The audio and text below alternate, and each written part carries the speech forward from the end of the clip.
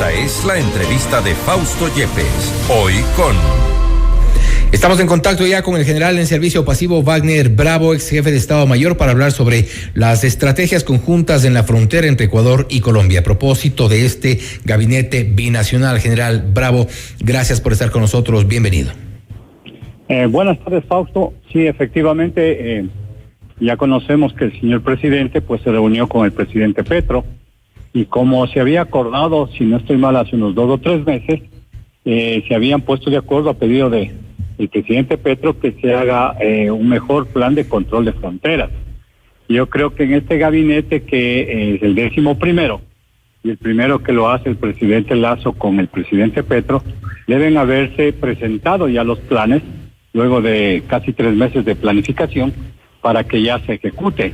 Y me imagino que pues deben estar ya firmados por los 2 presidentes para que puedan entrar realmente en operatividad y ojalá se cumplan. Y eso creo que nos va a dar un mejor control de fronteras porque, desde mi punto de vista, es por ahí por donde entran nuestros males. Y precisamente... Toda la producción de cocaína de Colombia, yo creo que por ahí entran los males. Y precisamente sobre eso, se ha dicho que se trataron 7 ejes temáticos, entre ellos seguridad y defensa. En una frontera tan permeable, aparentemente, y donde hemos visto el paso, como usted acaba de mencionar, de contrabando por un lado, también se han abierto trochas, también es una frontera muy difícil de controlar, puesto que en algunos sectores, y usted lo conoce muy bien, únicamente hay presencia de militares ecuatorianos, presencia de seguridad desde el lado ecuatoriano y no existe un control desde el lado colombiano. ¿Cuál podría ser el planteamiento correcto? ¿Cuál es la necesidad en esta zona de frontera?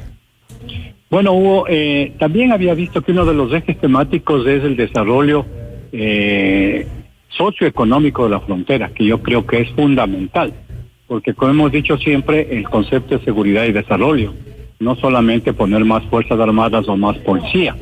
En ese efecto, entonces, nosotros creo que si hay planes reales de que vaya el Estado ecuatoriano a la línea de frontera y el Estado colombiano a la línea de frontera, lograríamos que abstraerle a la ciudadanía de alguna forma de los 2 lados para que estén en los actos ilícitos. Pero ya en cuanto a seguridad, sí creo que tiene que haber una posición firme y fuerte del Estado ecuatoriano, porque muchos de los sectores de la línea de frontera sur de Colombia, que colindan con nosotros, no están controlados por las Fuerzas Armadas de Colombia, están controlados o eran controlados por las FARC y ahora son controlados por estos grupos delincuenciales que están dedicados al narcotráfico. Entonces, yo creo que si realmente este plan, me parece que le han puesto el nombre de Plan Binacional de Control del Contrabando y Narcotráfico entre Ecuador y Colombia, tiene que apuntar a cerrar esas brechas que existen.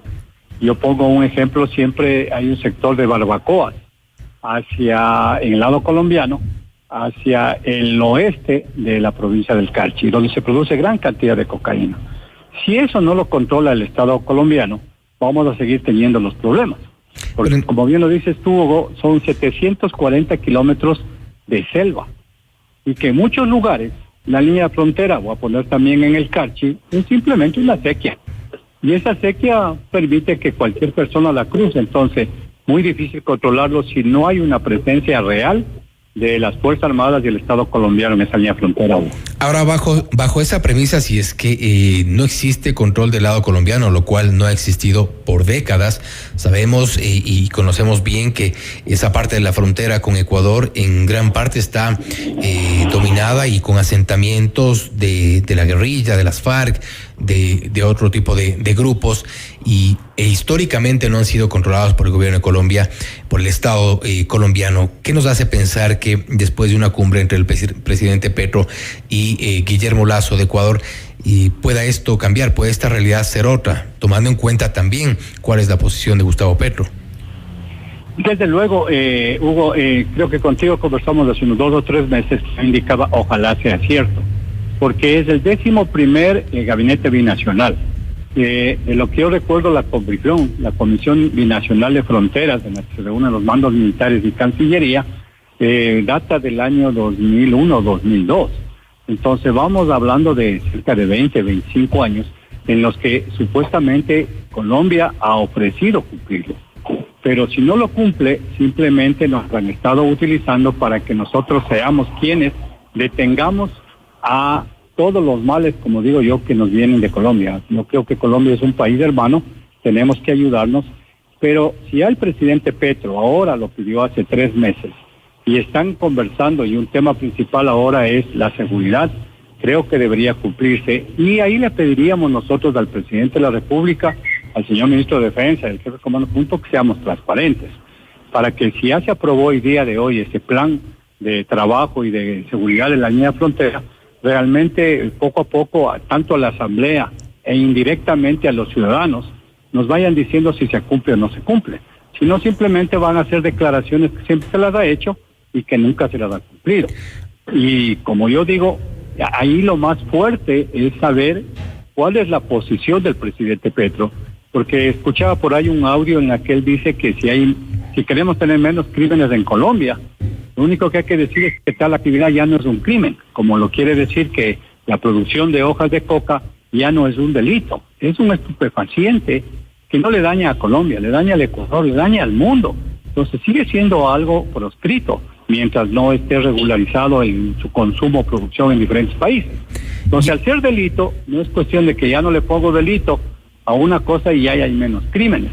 Entonces, sí es muy crítico la posición del presidente Petro de qué mismo quiere hacer con esas cerca de 200,000 plantaciones de hojas de coca que dice las Naciones Unidas que tiene Colombia. Porque si no se erradica eso, al ser un negocio demasiadamente rentable, yo creo que es el más rentable después del tráfico de armas, aquellos delincuentes, porque son delincuentes que están dedicados a esto, van a buscar la forma de rompernos la línea de frontera, la seguridad, los planes y toda la protección que podamos dar para proteger al Ecuador, y van a seguir con su negocio. Siendo así, general, estaríamos yendo un poco en sentidos distintos, tanto el Ecuador como Colombia por su lado. No obstante, desde el Ecuador, ¿qué tanta capacidad existe para hacer una suerte de contención con el apoyo de Fuerzas Armadas por un lado, seguramente también con el apoyo de otras autoridades ya en las zonas legales de paso en frontera? Pero ¿qué tanta capacidad tenemos por un lado?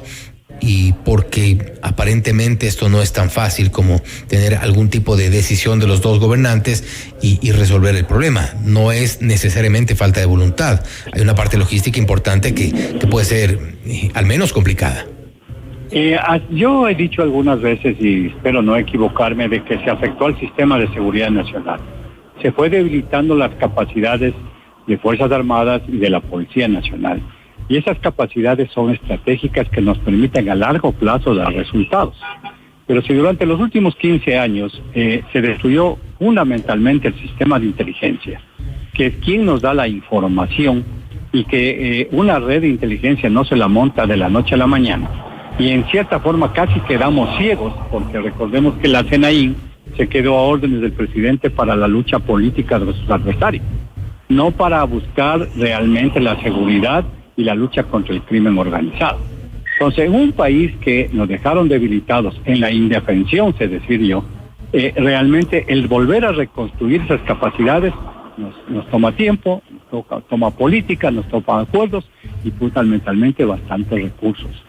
Yo creo que Fuerzas Armadas están cumpliendo con un control del territorio nacional en base a sus capacidades estratégicas. Y es por eso que el presidente, si recordamos, ha ido a Estados Unidos, ha ido a Israel a buscar el apoyo, porque no es solamente un problema entre Ecuador y Colombia o solo ecuatoriano, es un problema, como digo, mundial. Entonces vamos a tener que hacerlo, pero realmente deberíamos tener la conciencia si Colombia va a cumplir. Colombia no tiene, nosotros tenemos cerca de, si no estoy mal, 25 o 37 destacamentos para controlar la línea de frontera, y si Colombia no los tiene, además de lo que yo conozco, creo que es Ipiales y en el Pacífico Tumaco, y tiene fuerzas móviles, que recordemos el efecto balón, llega la policía, los delincuentes dejan de actuar o se van a otro lugar, se va la policía, los delincuentes siguen actuando. Estamos jugando al gato y al ratón. ¿Ecuador sigue siendo, y en función de esto, Ecuador sigue siendo un lugar de descanso? Ecuador sí siendo un lugar de descanso con el respeto a los ciudadanos colombianos que vienen o extranjeros que vienen, porque no solamente ahora son los carteles de Colombia, hay carteles que han determinado de muchas otras partes del mundo. Y con ese concepto de la ciudadanía universal que tiene la Constitución, no nos podemos oponer a que venga un ciudadano. Pero la pregunta es, si yo hago una reunión en mi hogar, disculpen el ejemplo, yo me pongo, me reservo el derecho de admisión. Para eso crean otros países la visa, para saber que aquellas personas que vienen a vivir con nosotros, a convivir, que qué bueno, si traen recursos, traen trabajo, traen tecnología. Pero si vienen los delincuentes, no los podemos identificar, lo único que estamos haciendo, estamos contaminados. Entonces yo sí creo que la seguridad, como digo, no es solamente Fuerzas Armadas y Policía. Hay que comenzar a tratar en todos los ámbitos que involucran la seguridad y fundamentalmente el desarrollo de la línea de frontera. En la época de los años 2008, 2010, por ahí, se dieron partidas de nacimiento con el pretexto de que eran tardías. Muchos de los guerrilleros de las FARC y sus familias se han adueñado de la línea de frontera. Ahí conviven, tienen cédula ecuatoriana y tienen cédula colombiana. Por eso es que cuando se hace operaciones, ellos ya saben cuando vienen Fuerzas Armadas. Entonces sí tenemos que controlar muchísimas cosas que nos permita realmente buscar una solución para dar una seguridad fundamentalmente en línea de frontera, porque por ahí entra la droga, sea por mar, sea por tierra o sea por aire. Pero Fausto, lo que yo digo es cómo a través de las Naciones Unidas, hoy que tenemos un asiento en el Consejo de Seguridad, logramos que se presione a Colombia para que se vayan eliminando esas plantaciones de hojas de coca. Si no, ahí está el mal. Van a seguir viniendo, van a seguir sintiéndonos como descanso, van a seguir lavando dinero aquí. Mucho del dinero hoy ya se ha declarado a la minería ilegal como amenaza. Eso lo dije yo cuando era comandante de Tulcán y con respeto a quienes lo escuchan, en el año 2001. Comprobamos que había mucho del dinero del narcotráfico de las FARC en la minería ilegal, en el sector de Tobar Donoso, en el sector del Carmelo. Entonces, no hemos tenido, para mala suerte, gobernantes con una visión estratégica y de largo plazo, con perspectiva, para saber que íbamos a llegar a este nivel. Y es algo que dependerá de la voluntad de los dos países, en este caso de los dos gobernantes que estén de turno, si es que se pretende resolver este problema y delinear estrategias conjuntas en esta zona de frontera. No obstante, son más de 740 kilómetros de línea de frontera. ¿Cuáles de las que usted conoce, las que usted recuerda, son las zonas, como se las ha denominado, las zonas más calientes? Es decir, donde existe mayor complejidad. Me refiero, por ejemplo, a la zona donde está al frente el Frente 48, donde están ya asentados grupos irregulares y que tienen pues su dominio en estos sectores. ¿Se tienen identificadas más o menos cuántas de estas zonas existen a lo largo de estos 740 kilómetros? Así es, efectivamente, Hugo, por eso es que cuando nosotros ponemos una unidad militar, no se la pone simplemente por el deseo de los ciudadanos. Muchos de los ciudadanos dicen, hoy los militares a las calles y ayúdenme. Pero hay que hacer un análisis de información, se vuelve inteligencia, se hace cursos de acción y se ubica.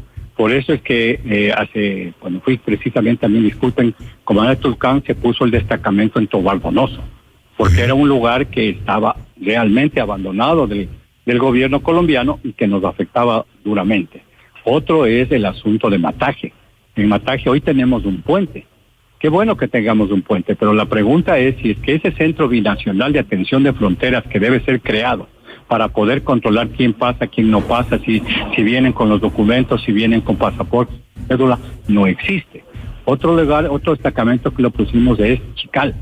En Chical, Fausto, al frente, si las personas visitan Chical, si nos paramos en el destacamento militar, al otro lado se ve en Colombia, porque es el río el que tiene 10 metros de ancho, el que no se para, ahí están las plantaciones de amapola. Uh-huh. Ahí se les veía a los miembros del ELN cuidando las plantaciones de amapola. No sé si esa realidad haya cambiado. Y si el Estado colombiano no puede poner sus fuerzas armadas ahí, nosotros colindamos con los narcotraficantes que están tomando ese sector. Otro sector es el Carmelo. Y no lo podemos decir si nos vamos hacia la Bermeja, en el sector del oriente ecuatoriano, o hacia el sector del Putumayo. El río San Miguel prácticamente es navegable y permite cualquier tipo de tránsito de precursores como la gasolina blanca, el cemento, los fertilizantes, y de igual manera regresa a sacar la pasta de cocaína. Por eso es que muchas de las cocinas que las llaman los narcotraficantes se las encuentran en el Ecuador, porque la hoja la maceran, la cocinan, hacen pasta, y esa parece que inclusive ya estamos llegando a tener en el interior del país laboratorios ya de refinamiento de coca. Entonces, este problema se nos fue saliendo de las manos. Yo no estoy muy de acuerdo, como decía el presidente Moreno hace tiempo, que Fuerzas Armadas fueron permisivas, pero si no hay realmente un sistema de seguridad nacional que nos involucre a todos los ecuatorianos, para que no sean solo Fuerzas Armadas y Policía, que es su función defender al Ecuador, pero que hagamos un buen control con fiscales, con el sistema judicial, el lavado de dinero, la minería ilegal, el tráfico de armas, porque hagamos cuenta, Fausto, que la minería ilegal le afecta a Colombia, al Ecuador y al Perú. Y bueno, son algunos de los delitos que se persiguen y que se sabe utilizan estos pasos de frontera, algunos y muchos ilegales, clandestinos, para el paso del dinero en unos casos, en otros casos también de los productos. Esperamos que este gabinete binacional de Colombia y Ecuador no sea una cita más para tomarse la foto, como ya ha ocurrido durante décadas de lo que ya se tiene registro. No existe de momento una verdadera integración fronteriza. Esperamos que en algún momento esto se concrete. General Bravo, gracias por haber estado con nosotros. Fausto, como tú dices, ojalá pues estos acuerdos y no realmente Fuerzas Armadas, me imagino que tienen ya el plan. Ojalá que las Fuerzas Armadas realmente se lo cumpla, porque eso creo que va no a solucionar el problema que tenemos de crimen organizado, pero sí va a ayudar mucho para que podamos bajar ese nivel de violencia. Esperemos que sea así y, como digo, le pedimos al señor presidente, al ministro de Defensa, la transparencia para que nos diga si realmente se está cumpliendo o simplemente, como tú dices, quedó una firma en el papel. Muchas gracias, Fausto. Gracias. Transparencia, seriedad y compromiso sobre todo. Ha sido el general en servicio pasivo Wagner Bravo, ex jefe de Estado Mayor, hablando sobre estas estrategias conjuntas en la frontera entre Ecuador y Colombia a propósito del 11º Gabinete Binacional Colombia-Ecuador. El presidente Lasso y el presidente Gustavo Petro de Colombia se han reunido precisamente para tratar estos temas. 7 ejes temáticos en esta cita. Esto es Notimundo Estelar, siempre bien informados.